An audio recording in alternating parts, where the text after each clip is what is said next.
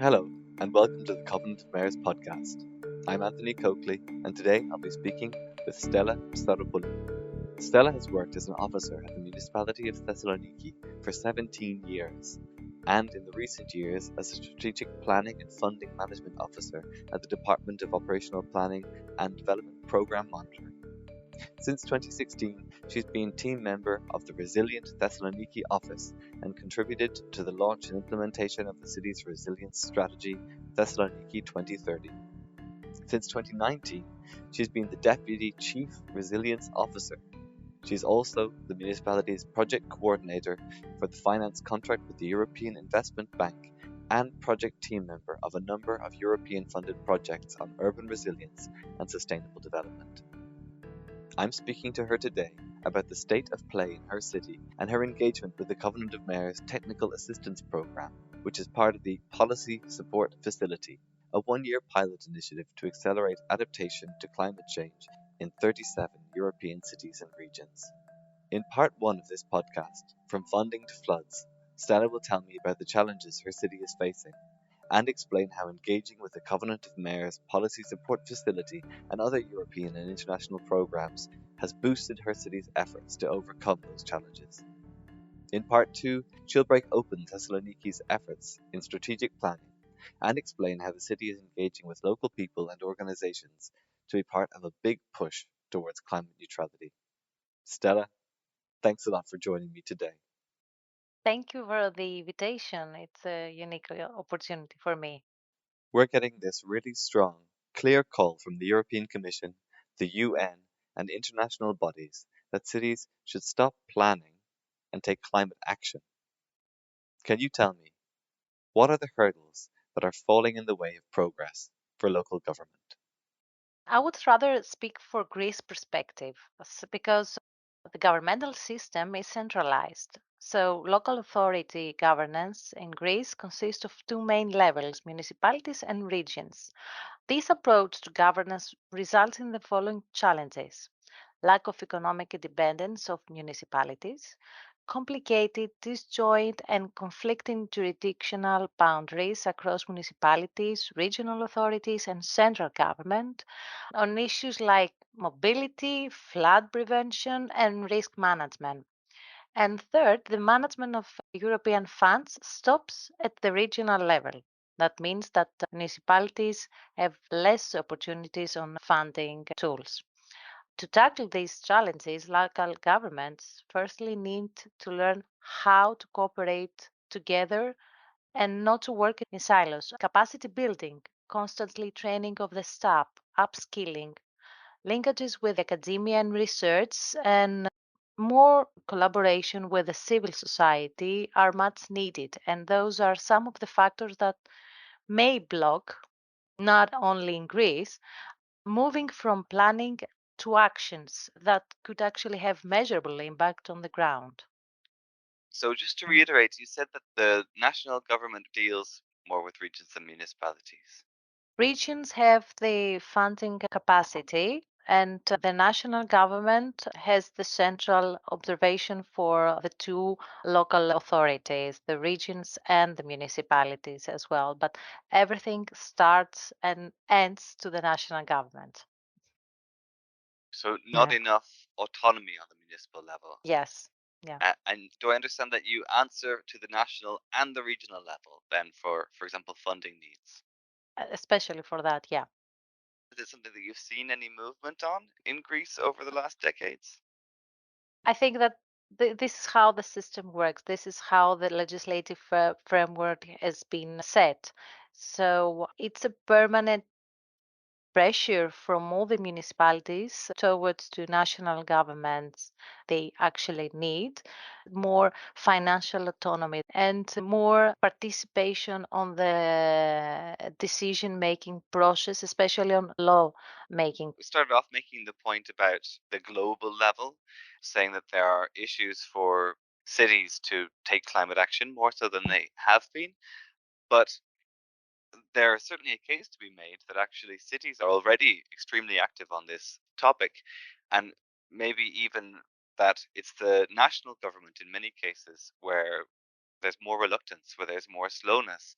Perhaps it's not appropriate to say that cities should stop planning and take action, but that actually the national governments need to facilitate the action of cities. Would that be a fair way to rephrase it?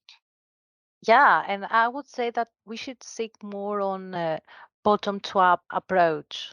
Cities could have a vital role. So that can be the mission to reach this kind of approach. When it comes to the problems facing cities, you mentioned silos and you mentioned the need for capacity. So, when it comes to capacity, can you talk a little bit about technical assistance, to what degree it's needed, and the best way that it could be implemented locally? Technical assistance can be a tool. Capacity building is also a way that can provide guidelines, knowledge, constantly training.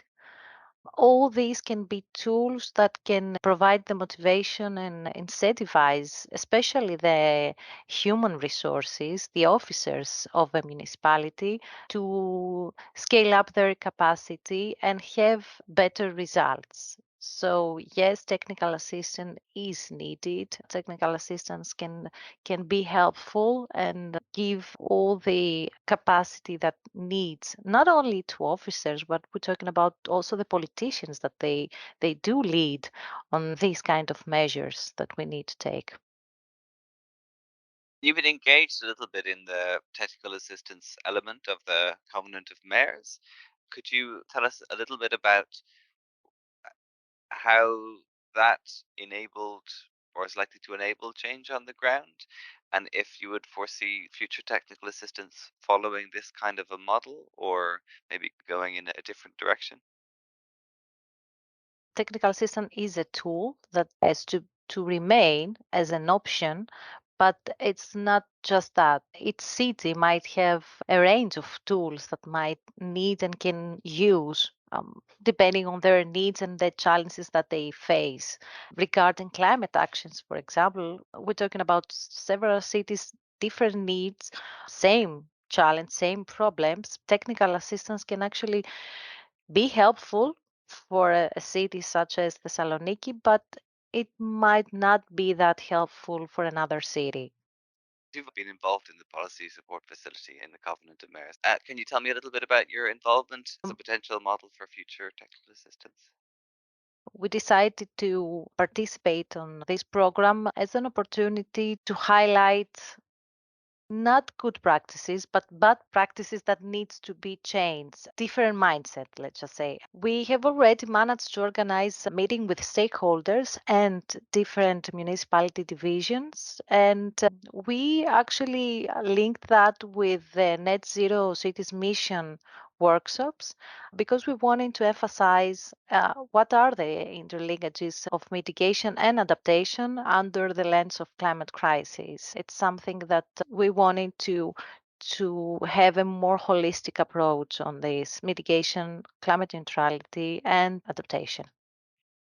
So, working with the European level through Covenant of Mayors and also with other cities, uh, has, if I understand rightly, has been something that for Thessaloniki has helped to demonstrate to all of the stakeholders within the municipality and also within the city territory the importance of this mission and also the importance of the city as an actor in the mission. Yes, and the importance of implementing what the mission wants. As you mentioned, I'm part of the resilience team since 2016, and the whole process of developing the strategy was something new for the city because it was the first time having a more participatory approach where stakeholders, entities, public or private sector sat on the same table to set the a common vision and goals for the city, all the challenges that may face. In these days, climate change and climate problems didn't seem so crucial, let's just say, because we needed to move to chronic pressures that the city had, social and economic. We just coming out from economic crisis, so we had to face the reconstruction, let's just say, of the economic model of the city. Um, since then, I have seen different. It's been 70 years now, and we have seen multiple crises, and most of them related to climate. Extreme weather events are more usual, especially during the spring and summer season. 2 days before, we experienced one of these flooding problems, strong winds, a lot of consequences, as you can imagine, and heat waves. It's here the feeling of the heat is unbearable. During the midsummer days, we experienced summer days with 45 Celsius degrees, and apparently the heat island effect is raised.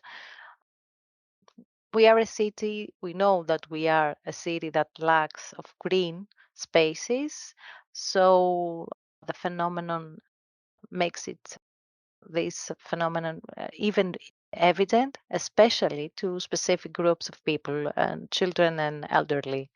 So since 2016, we have to face many crises. So climate, it needs to be embedded in our agenda, on our daily agenda nowadays. How do you deal with that extreme heat on a personal level? What's your technique? Air condition is mainly, it starts working around June, and we turn it off on around September. So when we say that perhaps winters are very smooth and we don't have heat situations, with heating buildings, now we have the cooling situation, and that related to the energy crisis that we need to face, that raises up a lot about the resilience of our energy sufficiency. And did you say there were floods 2 days ago? Yeah, extreme rainfalls that links to flooding, and 2 days before we have strong wind due to the geography of Thessaloniki, and flooding. It's something that we can see that whenever it rains, we have flooding situations. What do you understand as climate action in the context of your work? I want to be realistic and to have this consideration as a practitioner. We can suggest a lot of things, and I can suggest from my perspective a lot of things how and what do I think of climate actions. But the city of Thessaloniki is a densely populated city, lots of mixed use though, but with environmental degradation, AIDS buildings, mostly grey infrastructure. So under this context, we have to think of solutions and measures and actions that are actionable, and we have a vital contribution, and they do impact on the city's infrastructure. That means that we can think a range of climate actions, but that doesn't mean that could actually happen and be feasible for Thessaloniki.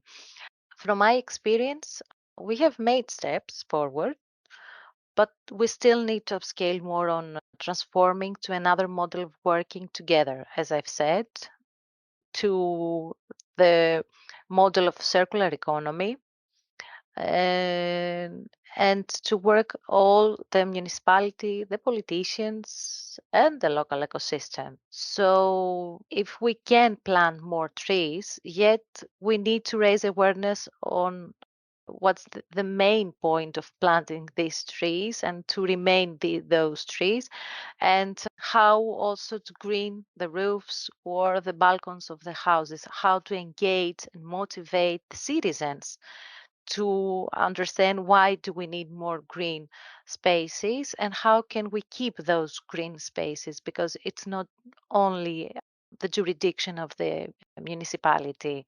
On the other hand, participatory approaches need to be added to the municipality's operation. It's not that common use. Perhaps they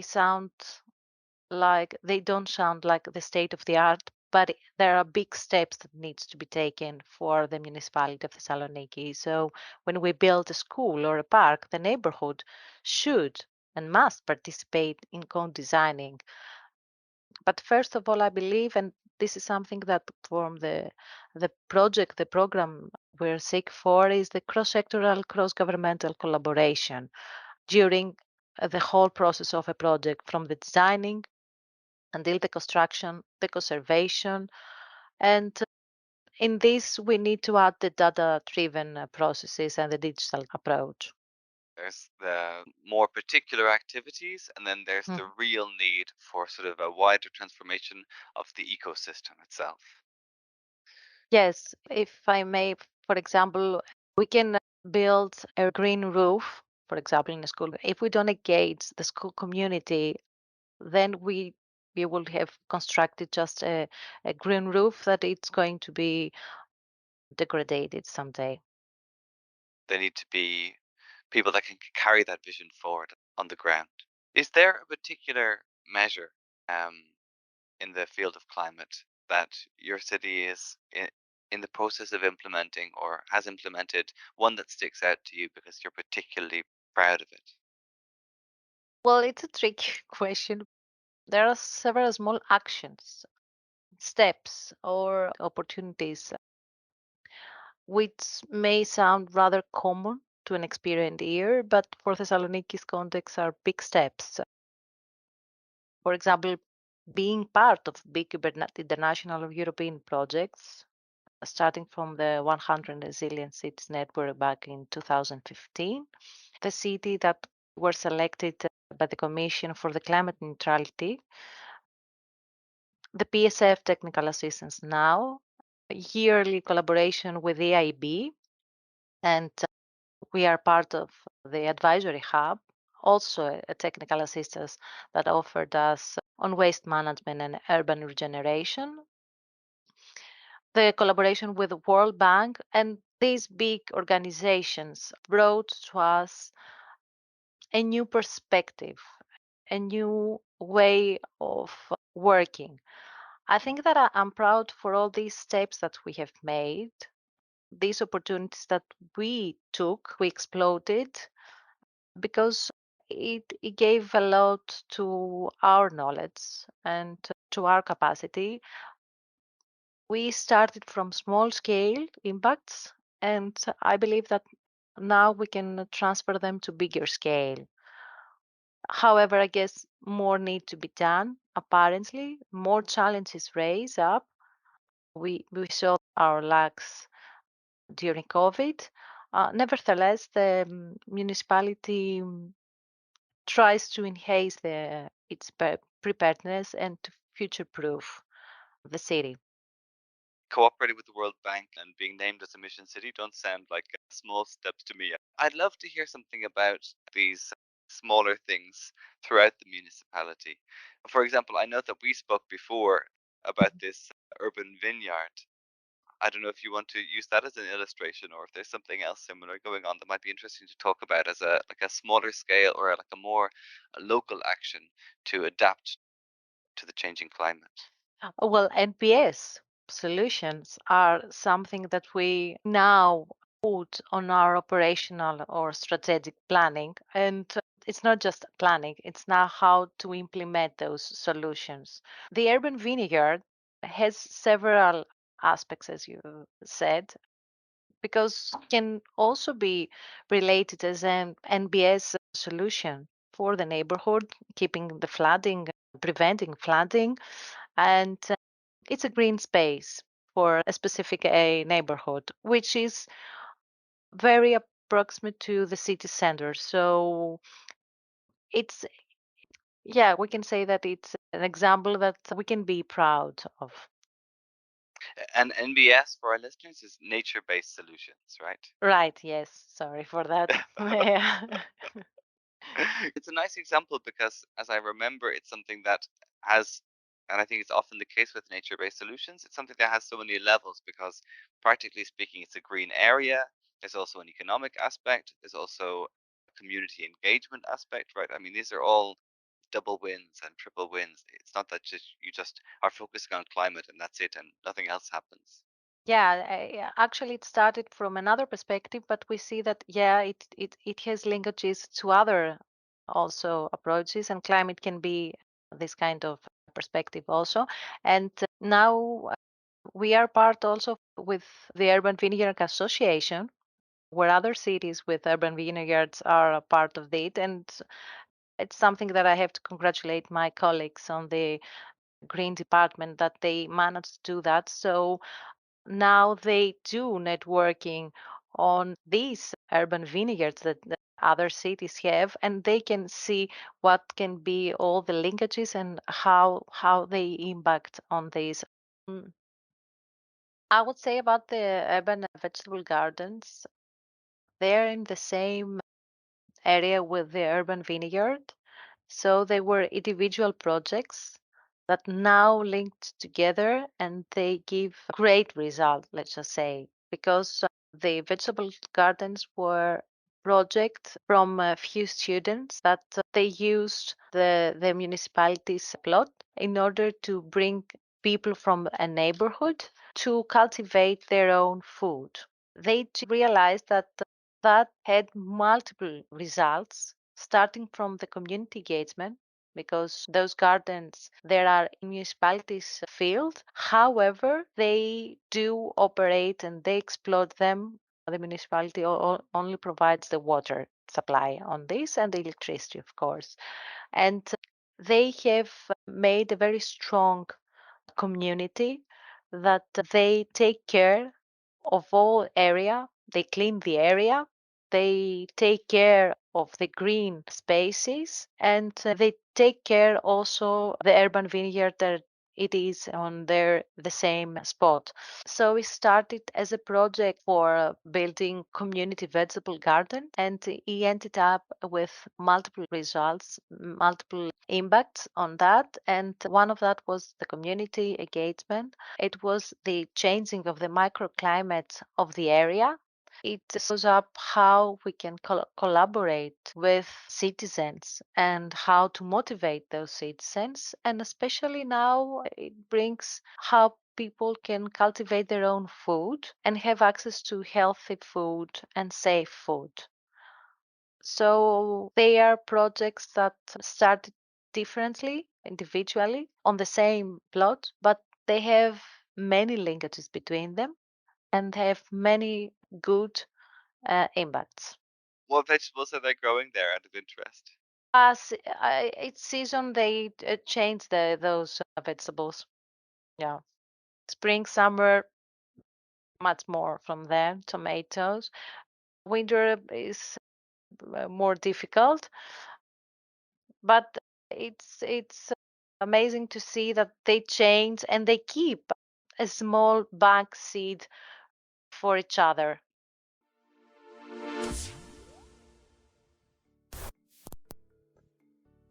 I just love the idea of an urban vineyard for engaging businesses and community around climate adaptation. I wish we could have one in every city. It was also interesting to hear about an unexpected secondary value of European and international engagement to help get other local colleagues and stakeholders involved by conveying the importance of the issues at hand.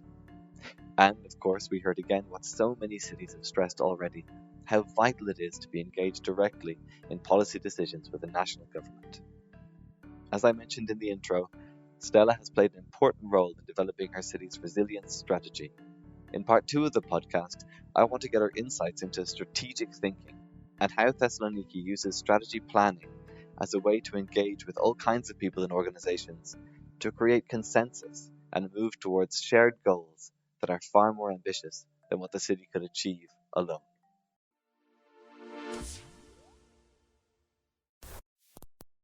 In your work with other cities, I'm sure that you've learned a lot and increased your capacity, but I'm sure that there are also things related to climate adaptation that Thessaloniki has been able to share that could be useful to other cities.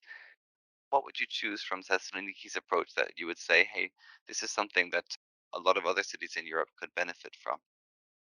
Indeed, I would say that, well, awareness on What is climate adaptation per se? It's something that we have gained from this exchange from other cities and nature-based solutions that has been implemented so we can see and we can learn from the whole circle how to design, how to implement, and on how can they impact these solutions. So how to raise urban greening on a dense area.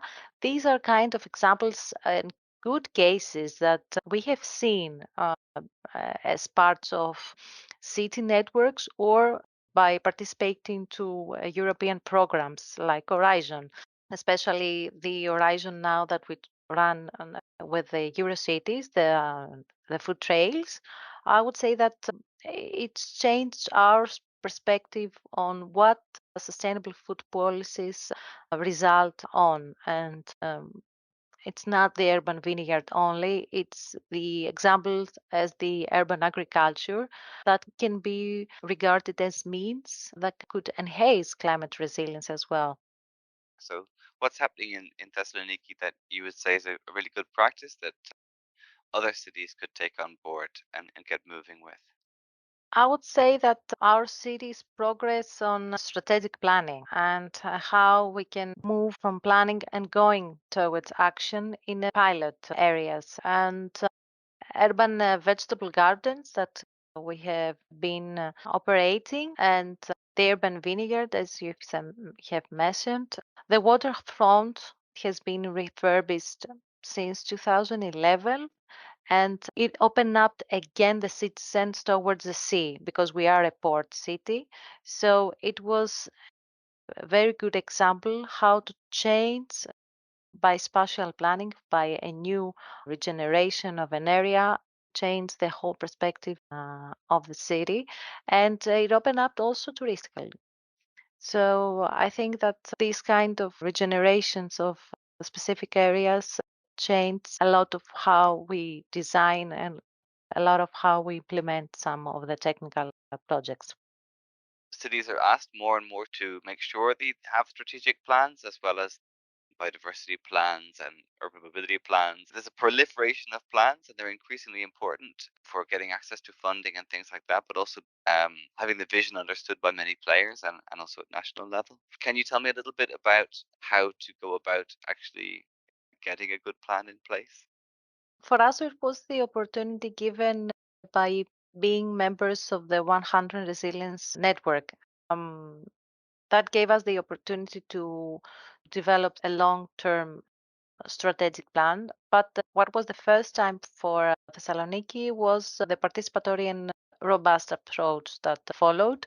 And in order to develop a common vision and to deploy and elaborate on actions that they weren't always the jurisdiction of the municipality. It was and it is a strategic document because it refers until 2030 and that should have been adopted and could have been adopted by the whole city, the city's ecosystem, and start implementing those actions all together. And it wasn't only the city was the liaison, for example, the municipality, the enabler that, okay, we have seen all these challenges and now we should start working towards those challenges all together.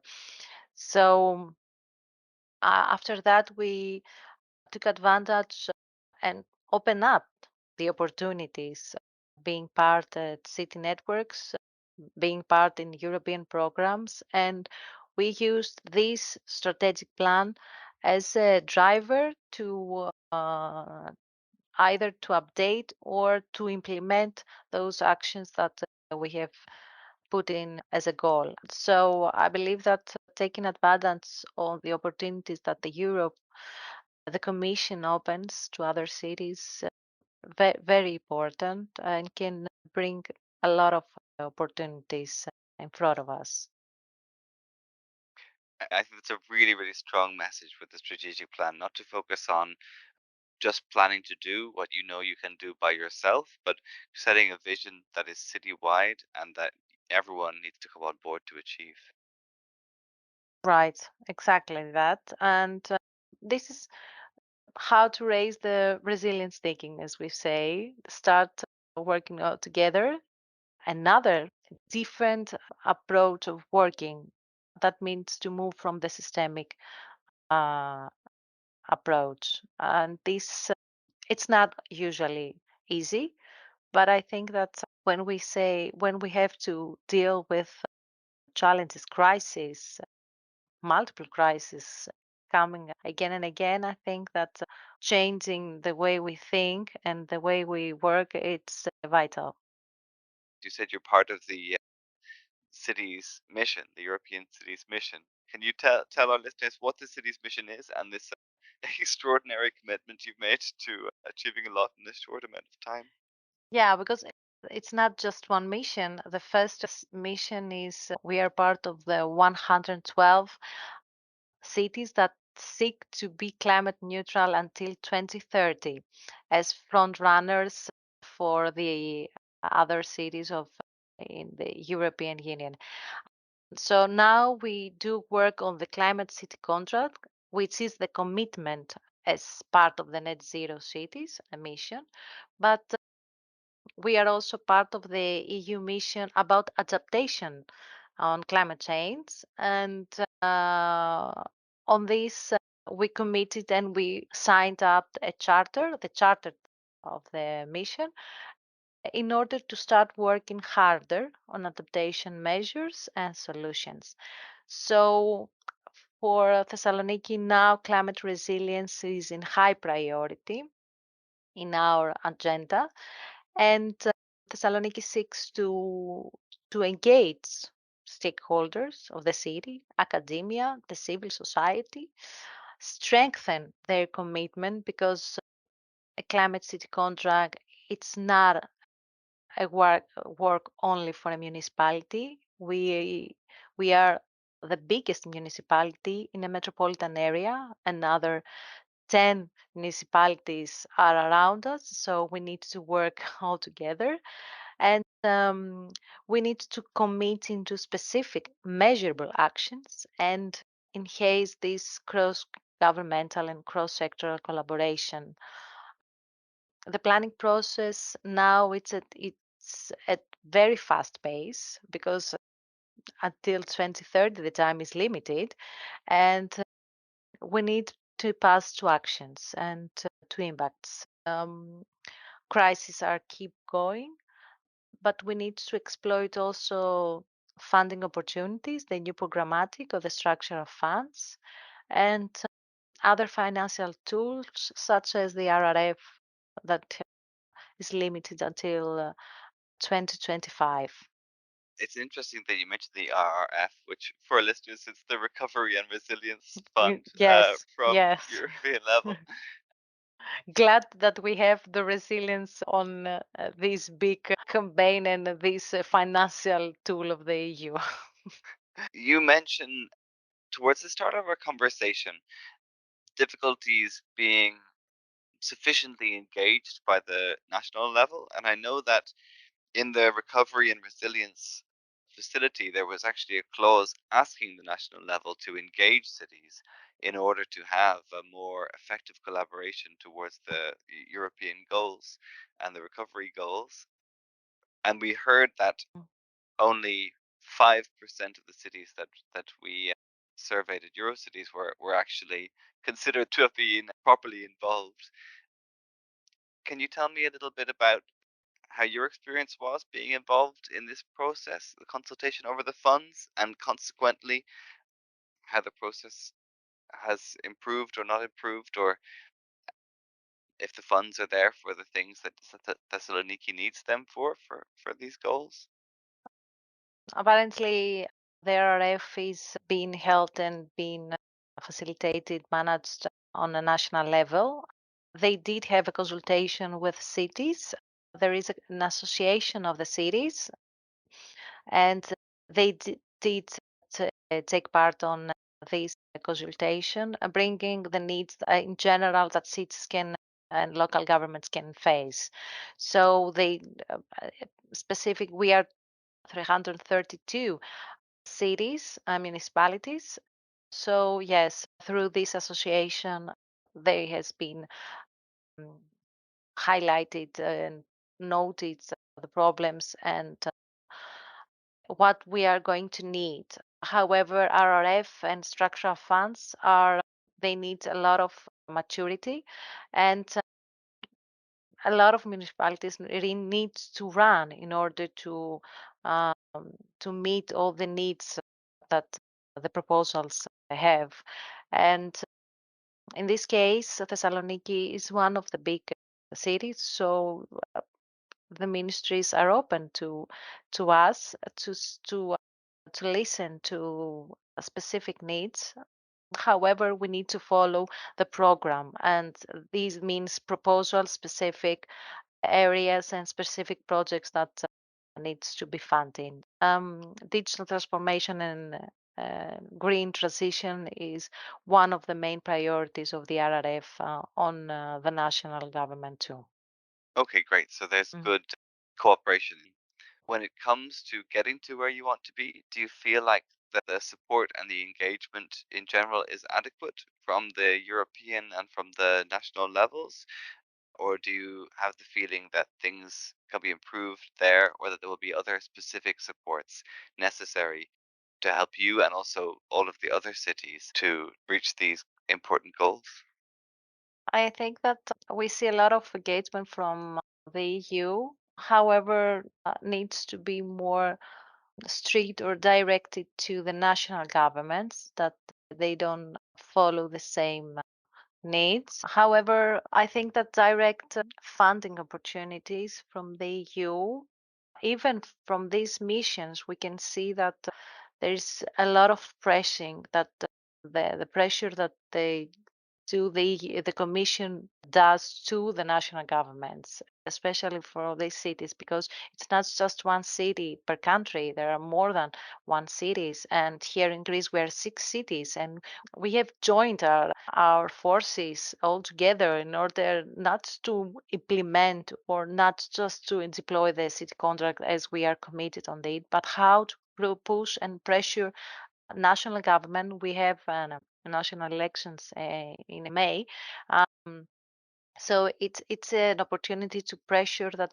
Okay, we are going to be the front runners, but you have to do something like that, and it is something that we also heard on the kickoff meeting from the commission and commissioners that okay, you need to push national governments too. We give the tool, we give the opportunities, we are going to give the funding through Horizon programs, for example, but national governments needs to fund as well and to give some grants, not only to 1, 2, 6, 5, 10 cities that they have been selected, but they need to start this working to other cities as well.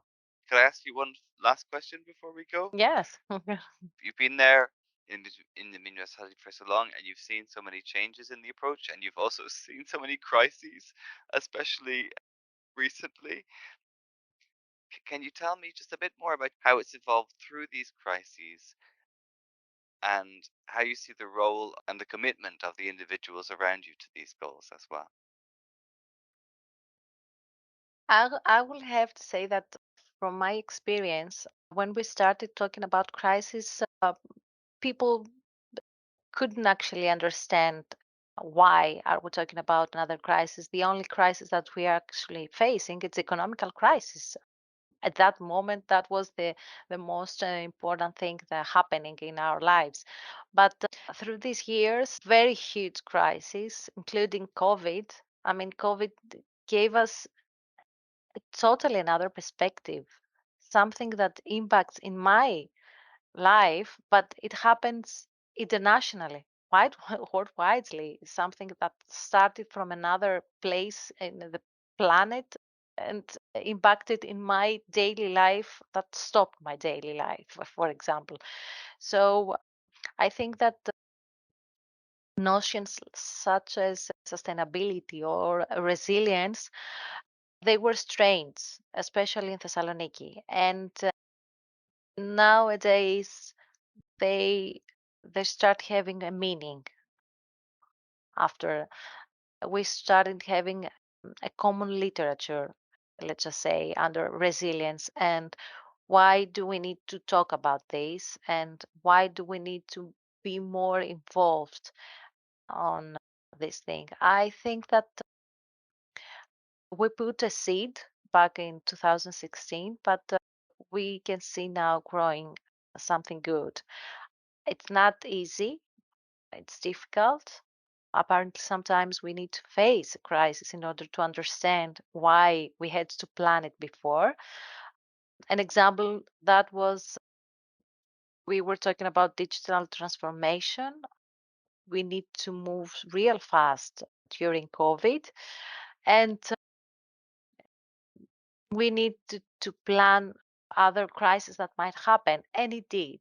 We had a cyber attack, and we had major problems, but the most important problem was how quickly we could actually switch and come back to where we were.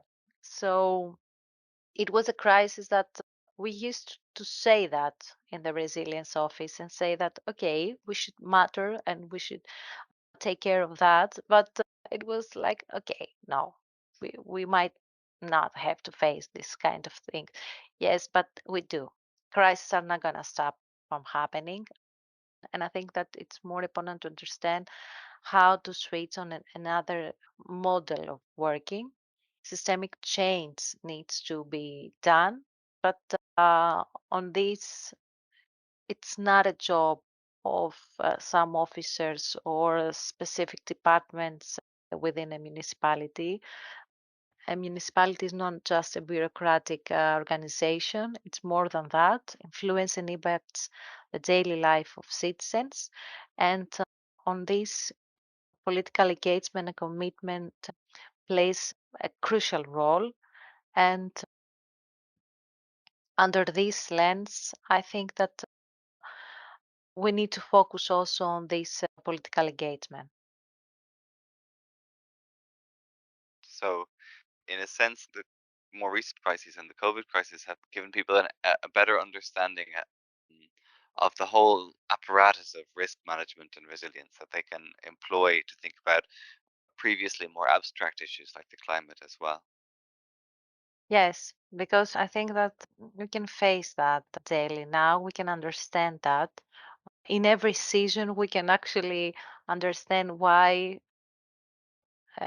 we some people we advocate on climate change and why we need to take some actions, and why all these assessments, and why the EU does all these campaigns on climate has to transform it into actions and projects, and specific technical projects. And I think that climate is thematic that needs to be within the daily conversations.